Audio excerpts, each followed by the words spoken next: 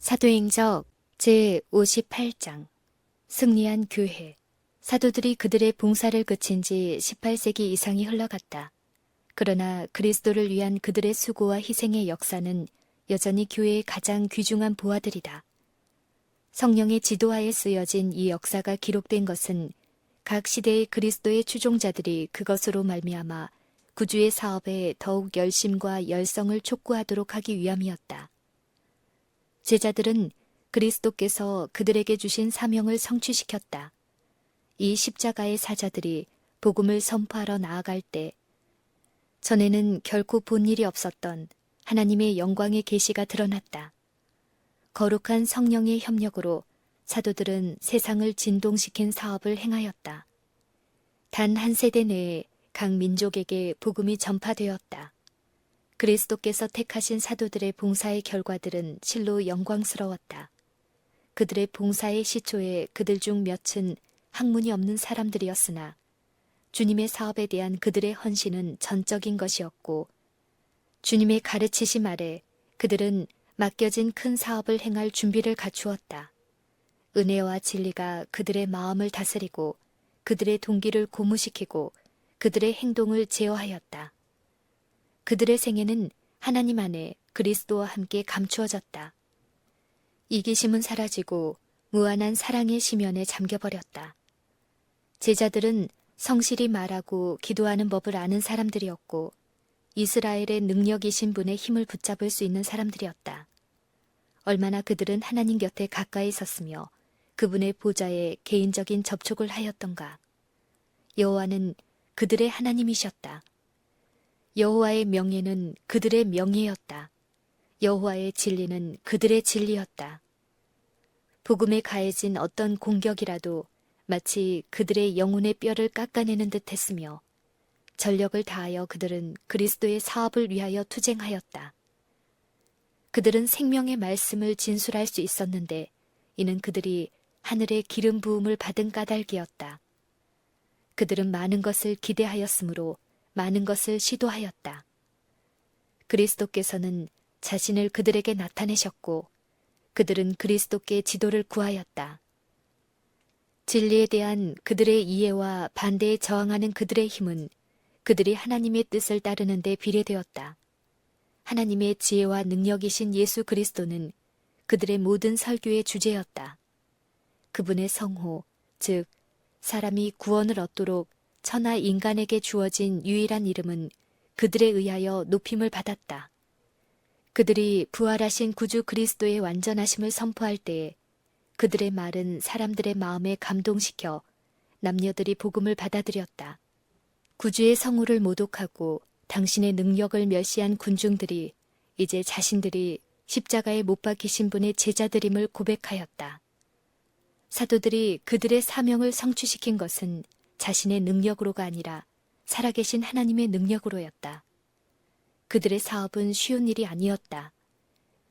그리스도 교회의 개막을 알리는 활동에는 고난과 쓰라린 슬픔이 따랐다.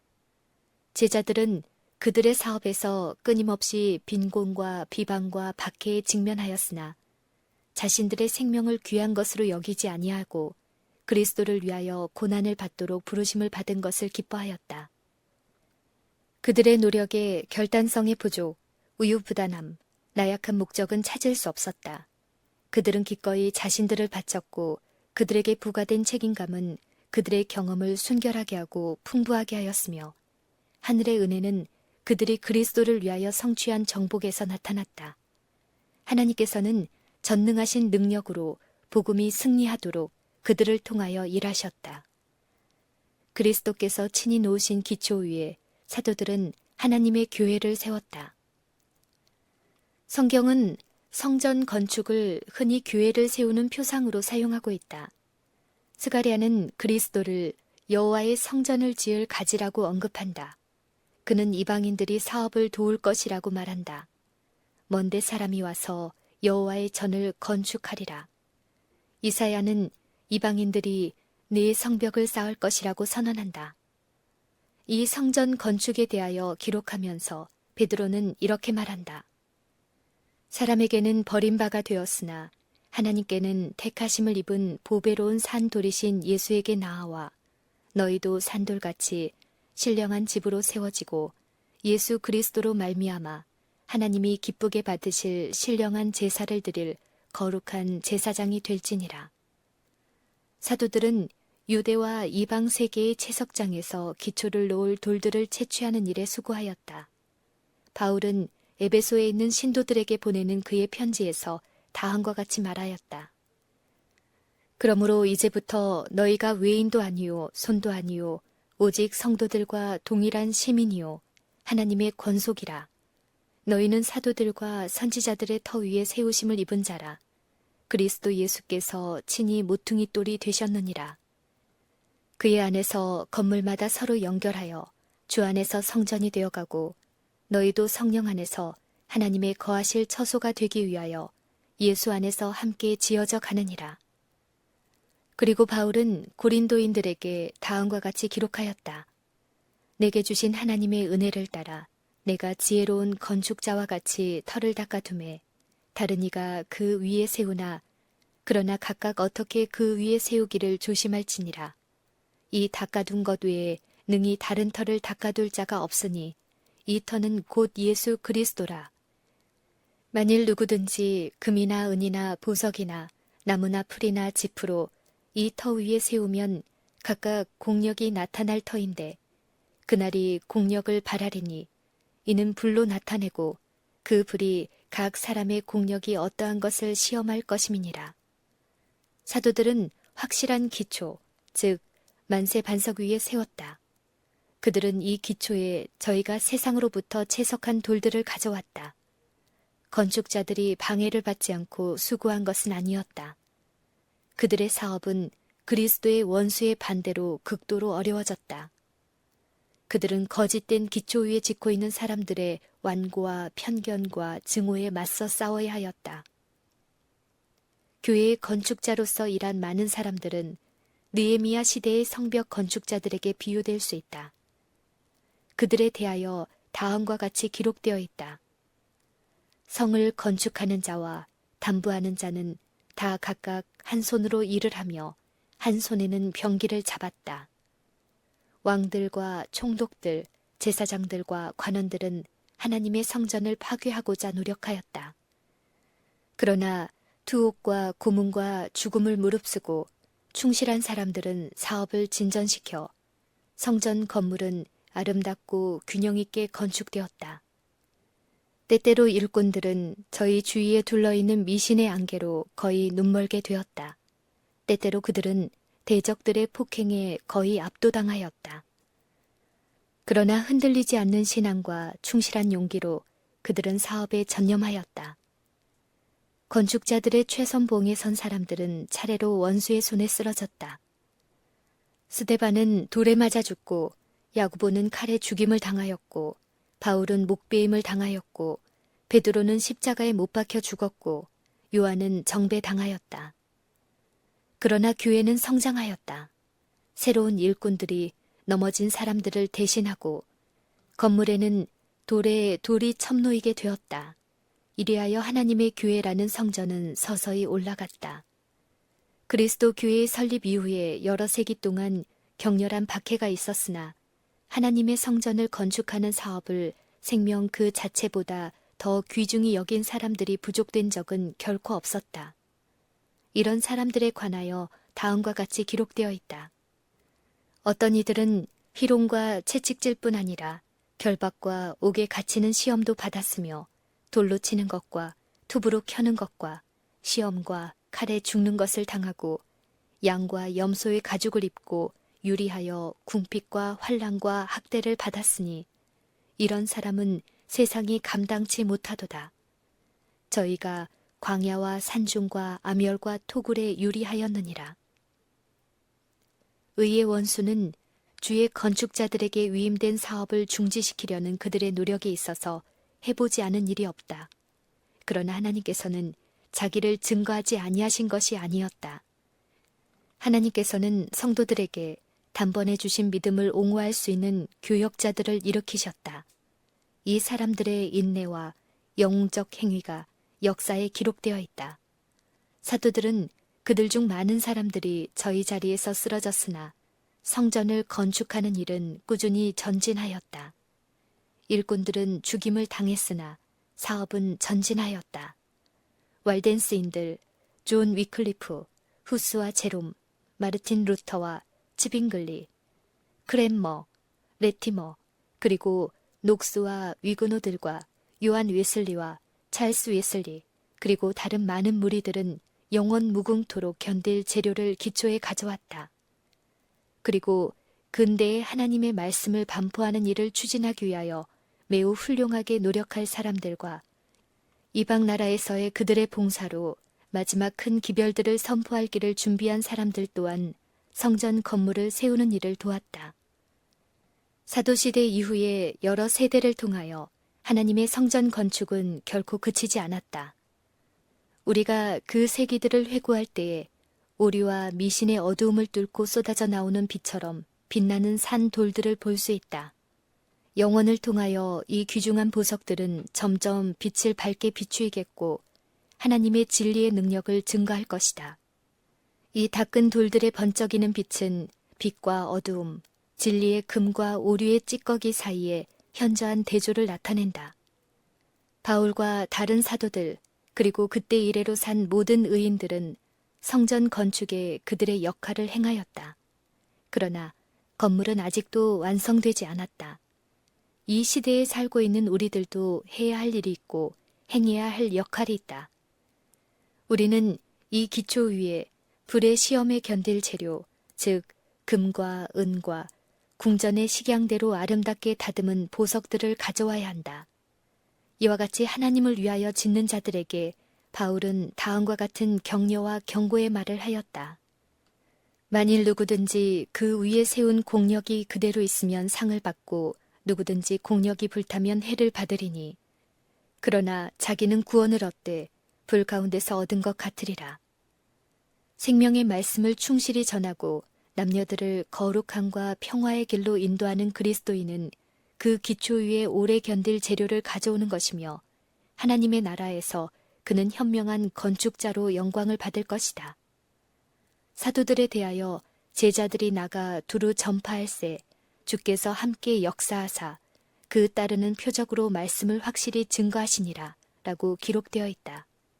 그리스도께서는 당신의 제자들을 내어보내신 것처럼 오늘날도 당신의 교회의 교인들을 내어보내신다. 사도들이 가졌던 동일한 능력은 그들을 위한 것이다.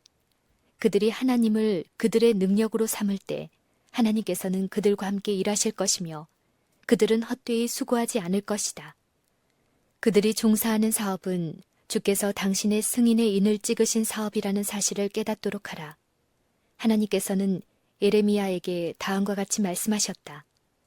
너는 아이라 하지 말고 내가 너를 누구에게 보내든지 너는 가며 내가 내게 무엇을 명하든지 너는 말할지니라. 너는 그를 인하여 두려워 말라. 내가 너와 함께하여 너를 구원하리라고 하셨다. 그 후 주께서는 당신의 손을 펴셔서 당신의 종의 입에 대시고 보라, 내가 내 말을 네 입에 두었노라.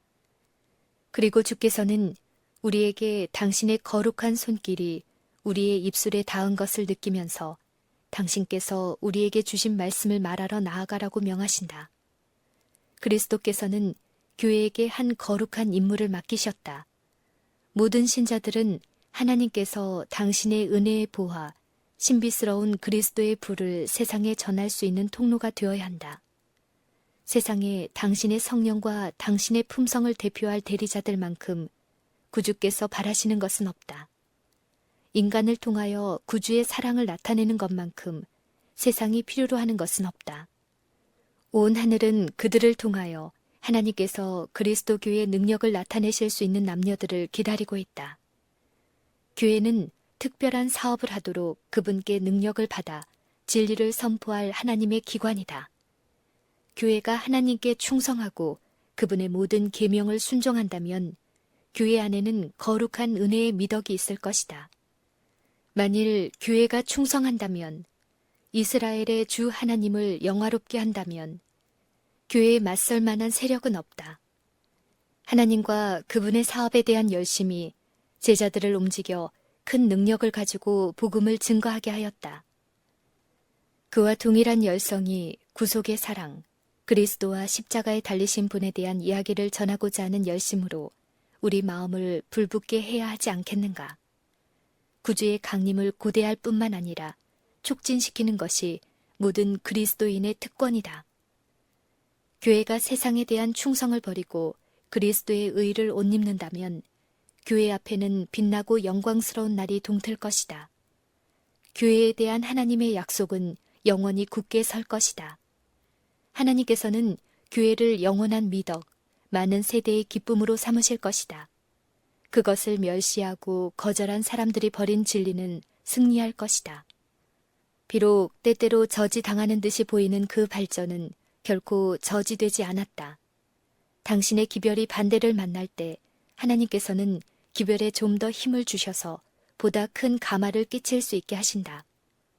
진리는 거룩한 능력을 부여받아 가장 굳은 방벽이라도 뚫고 나아갈 것이며 모든 장애를 극복할 것이다. 그분의 수고와 희생의 생애 동안 무엇이 하나님의 아들을 붙들어 주었는가? 하나님의 아들은 당신의 영혼의 수고의 결과를 보시고 만족히 여기셨다. 영원을 내다보신 그분은 당신의 굴욕을 통하여 용서와 영생을 얻을 사람들의 행복을 바라보셨다. 그분은 구속받은 자들의 환호성을 들으셨다. 그분은 구속받은 자들이 모세와 어린 양의 노래를 부르는 것을 들으셨다. 우리는 장래, 즉 복된 하늘에 대한 계시를 받을 수 있다. 성경에는 하나님께서 손수 그리신 광경인 미래의 영광의 계시들이 나타나 있는데 이 계시들은 당신의 교회에게 귀중하다.